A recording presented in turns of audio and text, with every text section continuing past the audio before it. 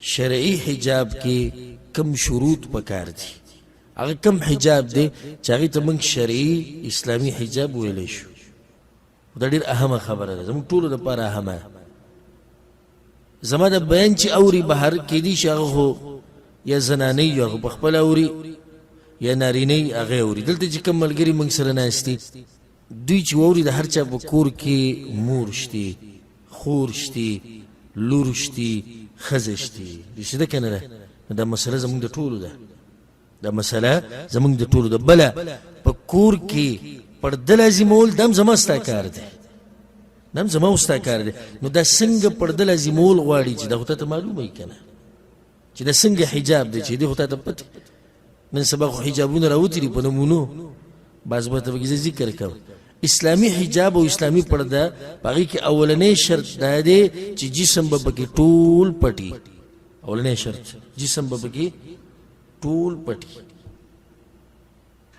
داسې برقه او داسې عبایا چې هغه د زنانه د سر نه د خپو پورې پټۍ دا اولنی شرط دی په قرآن کې الله دا خبره کړې ده اے پیغمبره قل لازواجک وبناتک ونساء المؤمنین یدنین علیهن من جلابیبهن اے پیغمبر ووایه خپلو بیبیانو ته خپلو لوڼو ته ګوره شروع د پیغمبر د بیبیانو نه وکړه خپلو بیبیانو ته ووایه خپلو لوڼو ته ووایه د مسلمانانو د ښځو ته ووایه چې په ځان دې غټې غټې څادرې راواچوي غټې غټې ولې چې دا جسم پکې ټول پټ شي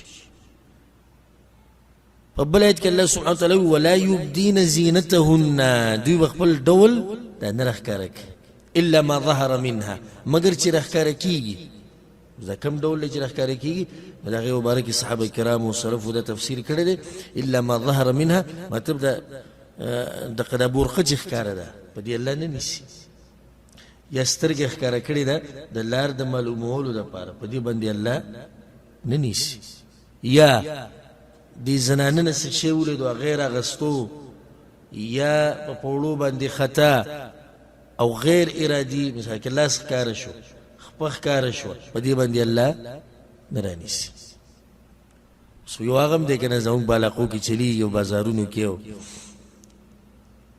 نری لوپټه هغه به تو کړي او هغه د تشو تم نه رسي یو حجاب دا دی شرط اولنی څه شو ټول بدن به پټي دویم شرط دا دی دا ډېر اهم شرط دا حجاب به په خپله ډول نه وي دا حجاب به ډول او زینت نه وي ګورئ وجه دا ده دا حجاب زنانه د دې دپاره اچوي چې ډول پکې پټ کي نه د دې دپاره چې ښه ډول راښکاره کړي ځکه زه اکثر د ملګرو ته وایم دا نن سبا چې کومې برقې دي او کوم حجابونه دي د دې دپاره بله برقه پکار ده چې دا ډول پکې پټ شي لکه اوس یو زنانه د برقې اچولې ده هغې غمي لګېدلي شتي دي چې که نشتي غمي پې لګېدلي اوس بله یو کپړه پکار دی چې په دې له پاسه یې ور واچوي چې دا غمي وله پټ کړي ځکه دا خبره یاده ساتئ چې کومه زنانه دا وایي چې زما هغه برقه خوښه ده چې په هغې کې غمي زما هغه برقه خوښه ده چې هغه داسې هغه داسې داسې پوه شه چې دی بهر دې سړو ته ښایي واضحه ده دا دې خاوند لیدلې ده که نه ده لیدلې ده ښه دا اوس د چا کره ځي پروګرام له د خپل کور نه به بل کور ته ځي که نه د کور نه چې دا بل کور ته لاړه هلته به دا د برقه لري کې دننه چې به څنګه کپړې مچولي دي زنانه به وي داسې ده که نه ده اوس د کور نه د کوره پورې چې دا کوم سفر دی په لاره په دې کې څه ضرورت دی چې دا غمو والا او تنګې او لنډې برقې اچوي دغه یو جواب دی چې په دې لاره یې د خلکو ته ښایي نو زه خو وایم چې یو غټ کمبل دې په ځان راواچوي ولې ځکه چې خاوند خو داسې هم لیدلې ده که دا وي چې هلته به ښځې معیني یو دغه کمبل لرې که ښځې به دې ویني که نه ښځې خو به تا په هر حال باندې ویني او مقصد هم دا دی ته که ځان ښایسته کوې خو یا به یې خاوند ته ښایسته کوې دې ښځې ته موږ وایو یا به یې چا ته ښایسته کوې د نورو زنانو ته او هغه حاصل دی خو په دې منځ کې ته چا ته ځان ښایسته کوې په دې ګاډي کې چې ته روان یې چا ته ځان ښایسته کوې په دې لاره چې ته روان یې لاره او کوڅه کې ته چا ته ځان ښایسته کوې نو چې دا دغه په خپله زینت نه وي الله په قرآن کې دا خبره کړې ده وقرن في بيوتكن ولا تبرجن تبرج الجاهلية الأولى. یو ناشنا حدیث ته زه بیان کوم، پیغمبر صلی الله علیه وسلم وی د درې کسانو خو د سره تپوس مه کوه. د پیغمبر د حدیث الفاظ دي. امام حاکم د حدیث راوړی او امام احمد بن حنبل رحمه الله راوړی، وی د درې کسانو خو د سره تپوس مه کوه. یعنی مطلب دا خو داسې تباه شوي دي چې تپوس یې مه کوه. اولنې رجل فارق الجماعه وعصى امامه ومات عاصيا. یو سړی دی د مسلمانانو د ټولګي نه بغاوت وکړو، مسلمان باچا خبره ونه منله او قشان مړ شو، بیعت یې مات کو. دویم کم یو دی هغه وینځه او هغه مري چې د خپل سید نه تښتېدلی دي او مړه شو. او دریم دې ته غوږ کېدی او هغه ښځه چې خاون یې تللی دی بهر ته، خاون یې تللی دی بهر ته، رسول صلی الله علیه وسلم وایي قد کفاها مؤنة الدنیا. هغه غریب وایي بهر ته تللی دی دپاره دنیا ګټي، بهر ته تللی دی دپاره څه کوي؟ دنیا ګټي، د دې هغه حاجتونه پوره کوي. فتبرجت بعده، هغه غریب په مزدورو کې دی او بهر دی د کور نه او دې ډول او سینګار کړی دی بهر ګرځي. فلا تسأل عنهم، پیغمبر وایي د دوی خو تپوس مه کوئ. دا زنانه د چې ښایسته برقې اچي او پړقېدونکي او پلانې ډیزاین د پلان دوی چا ته اچي. دریم شرط دا دی چې دا حجاب به پیړي نری بنئ، حجاب به پیړي نری بنئ. اوس یو زنانه ده په ځاني ښکلی مثال دی، دقیق یو مثال چې زه په هر ځای کې ذکر کوم تاسو مخې ته به راشي. تقدامات چې لږ ساعت مخکې لوپټه ووي، لاندې بدن خو پرېږده تشو نه لاندې خو بلکل ښکاره دی، خو دې چې په دې سینه باندې راچولی ده او په دې غاړه هغه پکې هم ښکاري. نو کم سے کم داسې کپړه پکار ده چې دننه جسم پکې نه ښکاري. او دې کې ته یو حدیث ویم، پیغمبر صلی الله علیه وسلم وایي په صحیح مسلم کې دا حدیث سیکون فی آخر امتی، زما په امت کې به آخري وخت کې داسې زنانه پیدا کېږي نساء کاسیات عاریات. زنانه به وي کپړې به یې اغوستې او لغړې به وي، کپړې به یې اغوستې لغړې به وي. څه مطلب دی چې کپړې به یې اچولي خو ښکاري به، نو دا پکې دننه رالو. پیغمبر صلی الله علیه وسلم وایي په روایت کې ورسره دا هم راځي مائلات ممیلات، ځان ته به نارینه راکاږي او په خپله به هم هغوی ته کږي، هغوی به هم راکږی ځان ته او دا به ورته هم کږي. دې دپاره خو لباس داسې اچولی. پیغمبر صلی الله علیه وسلم وایي جنت ته ننوته خو پرېږده، د جنت خوشبو به هم په دې زنانو نه لګي. دا څویم شرط شو. درې څلورم شرط دا دی چې دا لباس د حجاب به تنګ نه وي، دا به تنګ نه وي. یو نیم زنانه والعیاذ بالله داسې برقه اچولي چې د جسم هر اندام وله شمارلی شي، د جسم هر اندام وله شمارلی شي. نو دې ځان پټ کړی دی که ځان یې ښه ښکاره کړی؟ ځان یې ښه ښکاره کړی. او زه د دې زنانه فتنه د ټولو نه تیزوي. دا کمی چې تنګه برقه اچولي یا پړقېدونکي برقې اچولي یا نن سبا هغه بله کپړه ده هغه خویه خویه غونته کپړه هغه برقې اچولي، د دې فتنه د نورو نه هم زوروری. وجه دا دی چې دغه کم چې بیمار دی هغه دا معلومول غواړي چې د دې تورې کپړې نه اخوا به څنګه زنانه وي، دا معلومول غواړي. ښه اوس یو زنانه ده ځوانه جنۍ ښایسته جنۍ غوټه برقه راچولې به دې سر باندې جسم بلکل پټ دی. دغه بیماران ناستې په لاره کې یو جنۍ راروانه مړه لرکه ولې لرکه دوه خبرې دي ځکه وایي لرکه. یوه د دې برقې نه او د دې حجاب نه معلومیږي چې کور ډېر دروند دی، نو وروسته راته بیا جاښه جوړېږي. د دې برقې نه معلومیږي چې شاته سړي څه دي ډېر درانه دي، بیا راته وروسته جاښه جوړېږي.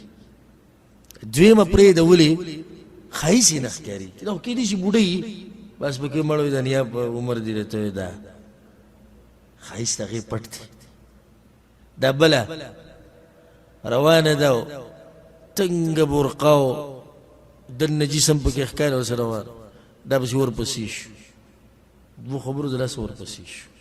یوه شاته سړونه مه یېرېږه، خیر خیریت دی، هلته چوټي ده، هلته څه ده د هر څه چوټي شوې ده.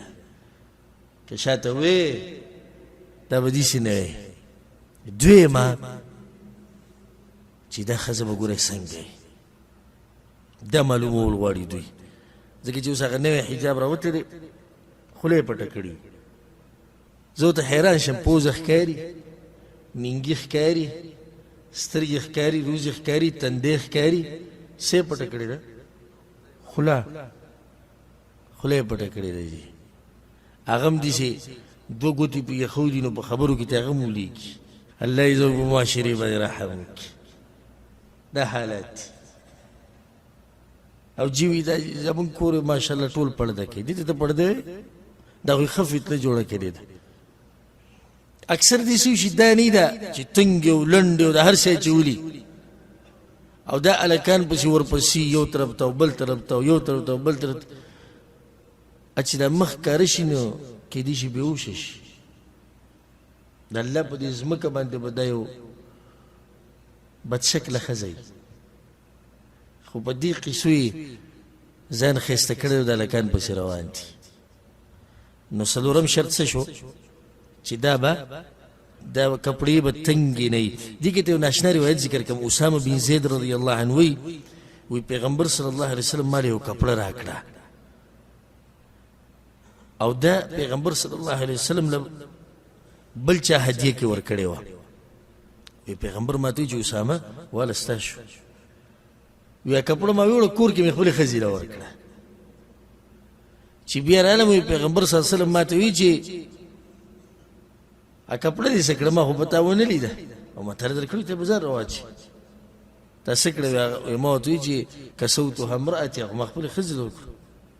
هله وی ځه لاړ شه بل شي، هغې ته ووایه چې لاندې ته ګورې څه واغونده، د جسم هډوکي پکې راښکاره نه شه، کپړه نری ده ګورې. هله وی لاړ شه ورته ووایه چې ګورې داسې استعمال نه کړي، لاندې ته یو کپړه بله لازم ده، ځکه چې کپړه څه ده؟ نری ده. دا واضح حدیث دی، واضح حدیث دی. امام احمد، امام بیهقي رحمهم الله دواړو راوړی. پنځم شرط دا دی چې په دې به خوشبو نه وي، په دې به خوشبو نه وي. پیغمبر صلی الله علیه وسلم ویل، ابو موسی اشعري رضی الله عنه حدیث دی، هر زنانه چې ووته او خوشبو ولګوله دې لپاره چې به د خلکو لګي په لاره کې چې کوم خلک دي، فهي زانیه، د زناکاره ده.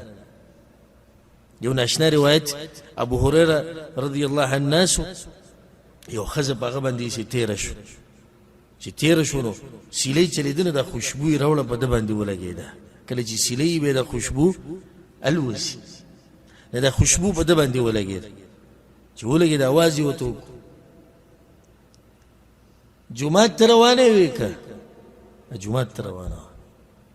هغه ورته یو جومات ته روانه او وی د جومات ته پاره دې کې څه خوشبو لګولې ده مانځه دپاره. هغې ورته یو اوس ګوره دې مقصد ته روانه چېرته ده؟ جومات ته. او خوشبو ولې لګولې ده؟ جومات او د مانځه دپاره. زه د نن سبا زنانه نه یادومه کوم چې دې دپاره وځي چې په لاره کې سړو ته خوشبو لاړې شي او زه پرې ښایسته ښکاره شم. نو هغه ورته ووایي لاړه شه واپس، دا خوشبو د ځان نه وینځه. ما د پیغمبر صلی الله علیه وسلم نه دا خبره اورېدلې ده چې هر کله یو زنانه راووته او جومات ته تله او دې خوشبو ولګوله، الله د دې نه د هغه وخته پورې مونځ نه قبلوي چې څو پورې کور ته واپس نه تلي او دا خوشبو یې نه وینځلي. زنانه واپس لاړه، خوشبو یې وینځله. شپږم شرط دا دی چې دا لباس به د سړو د لباس، د حجاب به د سړو د حجاب په شان نه وي، ځکه چې هلته پیغمبر لعنت ویلی دی په هغه سړي چې د ښځې د لباس په شان لباس استعمالوي او په هغه ښځه چې د سړو د لباس په شان لباس استعمالوي. اووم شرط دا دی چې د حجاب او د کپړه او د لباس به د کافرانو د لباس په شان نه وي، ځکه چې شریعت موږ د دې نه منع کړي وو، شریعت موږ د دې نه منع کړي وو او دا ویلي دي پیغمبر صلی الله علیه وسلم چې چا د چا په شان ځان کو قیامت پر ورځ به د هغوی سره راپاسي. اتم شرط او دا به اخرنی ذکر کو چې دا به لباس الشهره نه وي. لباس الشهره څه ته وایي؟ لباس الشهره په عربي کې دې ته وایي چې دغه وخت د خلکو دا کپړه نه وي، نو چې کله پکې دی رواني نو خلک ټول درته ګوري. ځکه یو حدیث کې دا راځي، عبدالله بن عمر د حدیث ته پیغمبر صلی الله علیه وسلم وایي چا چې په دنیا کې د شهرت جامې واغوستې، ځان یې مشهوره و، قیامت پر ورځ به ورته الله سبحانه وتعالی د ذلت کپړه ور واچوي، د ذلت کپړه به ورته ور واچوي. والله اعلم.